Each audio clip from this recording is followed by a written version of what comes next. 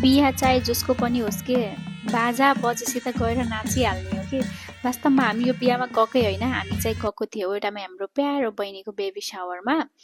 अनि त्यो बेबी सावरमा गएपछि हामीले फर्स्टमा चाहिँ वेलकम ड्रिङ्क खायौँ। अनि वेलकम ड्रिङ्क खाने बित्तिकै हामी चाहिँ गयौँ फोटोसुट गर्न।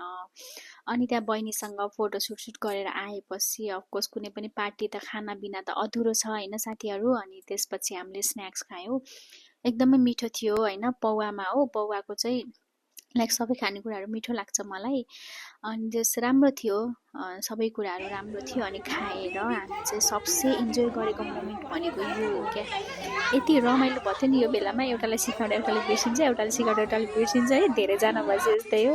अनि हाम्रो प्यारो सिस्टरले फेरि खतरा तरिकाले सिकाउँदै हुनुहुन्छ कि फेरि आमामा हुन नसकेको डाइरेक्टरै हो नि उहाँ पनि फेरि होइन।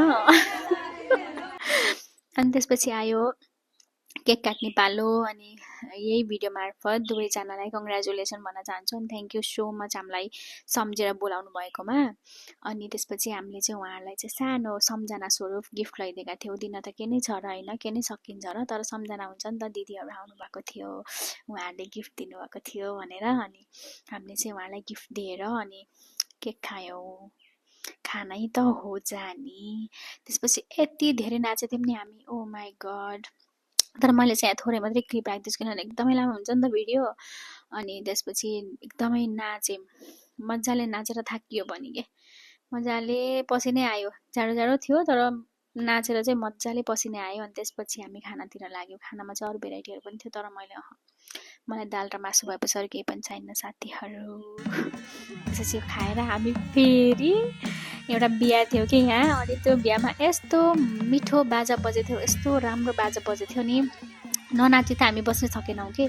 अनि मजाले नाच्यौँ। अनि थाहा छ यो बिहामा चाहिँ यो बाजा बजिराखेको थियो कि, ल देख्न सक्नुहुन्छ हजुरहरूले होइन।